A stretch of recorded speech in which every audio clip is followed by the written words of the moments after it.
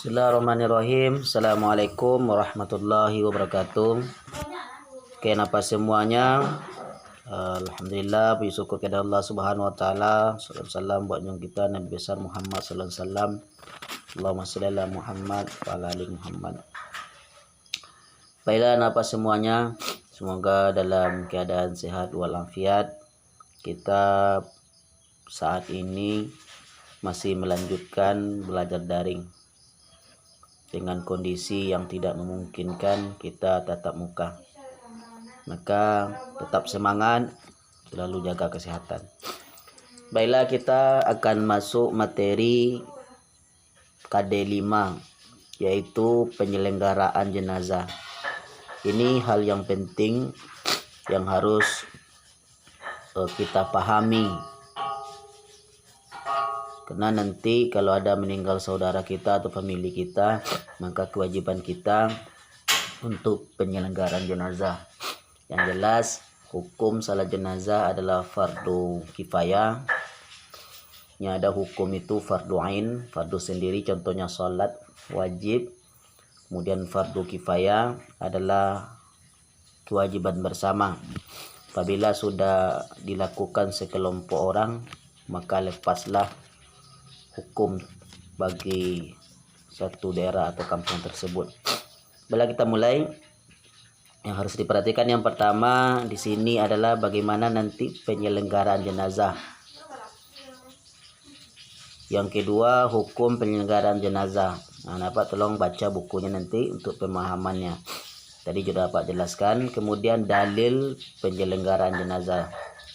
Kemudian syarat, rukun, dan tata cara penyelenggaraan jenazah.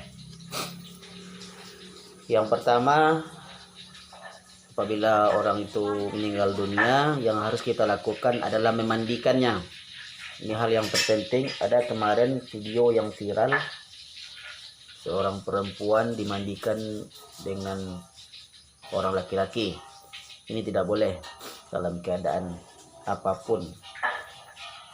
Sekiranya tidak ada laki-laki, apabila mayatnya mayat perempuan, maka tidak usah dimandikan, hanya diudukkan saja.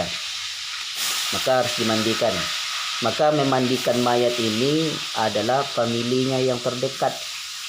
Kenapa harus famili atau keluarga? Karena kalau orang lain yang memandikan, terjadi hal-hal yang aneh nanti oleh si mayat, ini akan menjadi aib. Dan aib ini tidak boleh disebutkan kepada orang lain. Kan tidak mungkin nanti kalau saudaranya yang memandikan atau anaknya memandikan ibunya, terjadi aibnya, nah mungkin dia menceritakan aib orang tuanya. Ini yang dianjurkan dalam Islam. Kemudian yang kedua, mengafaninya. Selesai memandikan, kemudian dikafani. Nah, ini untuk kain kafan adalah untuk perempuan 5 lapis, untuk laki-laki 3. Nah, ini nanti silakan lihat di dalam buku cetak. Kalau tidak lengkap nanti Pak fotokan buku LKS yang Pak punya. Ini mengafaninya. Kemudian selesai dimandikan, selesai dikafani, kemudian menyolatkannya. Nah, kemudian disolatkan. Ini yang harus Anda pelajari. Kita sudah SMA. Sekiranya nanti ada keluarga kita yang meninggal, kita walau alam, masuk keluarga kita, bapak, ayah, dan adik kita, maka kitalah yang menjadi imamnya, karena itu yang lebih dekat daripada kita. Persoalan menyolatkan ini, bagaimana tata cara menyolatkan? Yang pertama, niat.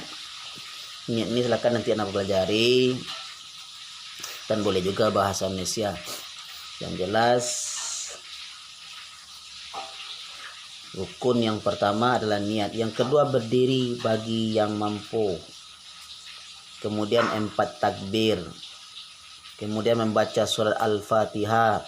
Kemudian membaca selawat Nabi. Kemudian mendoakan jenazah. Yang ketujuh, salam.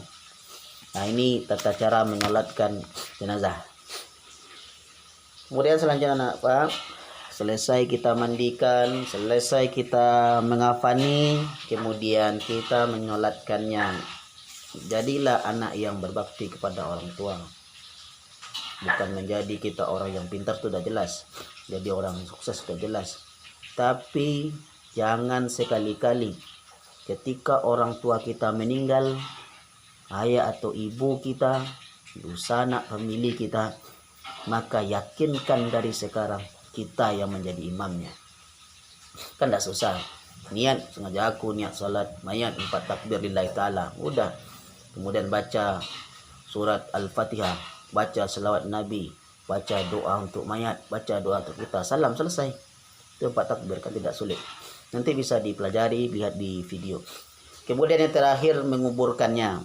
Selesai kita mandikan, selesai kita mengafani, menyolatkan, dan langsung kita kuburkan dan kita antarkan ke tempat terakhir, yaitu tempat pemakaman, penguburan terakhir. Oke, napa semuanya, Pak rasa itu saja yang dapat Pak sampaikan, sedikit ulasan materi tentang penyelenggaraan jenazah. Untuk itu napa silakan banyak-banyak baca buku persoalan ini, karena ini sangatlah wajib dan penting bagi diri kita untuk nanti penyelenggaraan orang tua kita. Pak rasa di zaman sekarang tidak ada yang susah. Silakan nanti bisa dilihat dalam video-video bagaimana cara memandikan, bagaimana cara mengafani, bagaimana cara menyolatkan, bagaimana cara menguburkan yang dianjurkan di dalam Islam. Kemudian tugas. Pada hari ini selesai anak bapak melihat video bapak ini, silakan anak bapak nanti membuat keringkasan pada pertemuan hari ini, yaitu sesuai dengan indikator. Indikator pertama adalah menjelaskan tata cara memandikan jenazah dan mempraktekkannya. Ini indikatornya. Yang kedua, menjelaskan tata cara mengafani jenazah dan mempraktekkannya. Yang ketiga, menjelaskan tata cara menyolatkan jenazah dan prakteknya. Yang keempat, menjelaskan tata cara menguburkan mayat dan prakteknya. Silakan buat keringkasan berdasarkan indikator. Kemudian nanti pertemuan yang kedua, anak bapak silakan membuat video, ya kan? Silakan membuat video, karena kita tidak bisa belajar kelompok, maka karena kita tidak bisa belajar kelompok, maka kita belajarnya sendiri saja. Yang pertama, nanti anak bapak di rumah cari boneka atau kayu yang pendek lah. Silakan mandikan boneka itu sendiri.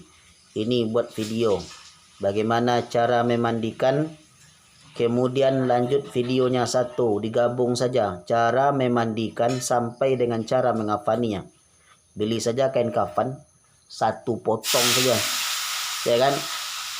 Yang laki-laki, mayatnya laki-laki, berarti kain kafannya 3 potong. Ini kain kafannya sesuai dengan ukuran mayatnya, karena boneka pendek tidak terlalu banyak menghabiskan kain kafan. Mandikan, buat video, kemudian kafani, buat video. Minggu depan tugas, yang minggu sekarang adalah meringkas, fotokan nanti ke bapak. Kemudian yang bagi laki-laki, dia laki-laki pula mayatnya, perempuan pula. Berarti kalau perempuan kain kafannya 4 lapis. Lihat video yang lain yang bisa Bapak mudah mempelajarinya. Kemudian minggu pertama ini sekarang kita meringkas, minggu kedua buat video memandikan dan mengafani. Nanti silakan kirim ke Bapak. Kemudian yang minggu ketiganya anak Bapak juga membuat video menyolatkan jenazah. Menyolatkan jenazah, karena kita tidak bisa bertemu, maka anak Bapak buat saja video bagaimana tata cara menyolatkan jenazah, kemudian kirim ke Bapak. Dan menguburkan, tidak usah buat video, menguburkan hanya anak Bapak lihat saja dalam video bagaimana cara orang menguburkan mayat. Demikian saja yang jelas Pak sampaikan, tolong tugas ini diselesaikan tepat waktu. Ini bukan hanya sekedar persoalan nilai, tapi hal yang terpenting ini adalah untuk pemahaman kita, biar kita bisa, karena ini wajib untuk kita, karena untuk melaksanakan penyelenggaraan jenazah kita harus pandai, kita harus paham, siapapun kita harus pandai memandikan mayat, mengafani mayat, menyolatkan mayat, dan menguburkan mayat. Demikian saja yang dapat disampaikan, mudah-mudahan dapat dipahami. Terima kasih atas perhatian, mohon maaf atas segala kekurangan. Wassalamualaikum warahmatullahi wabarakatuh.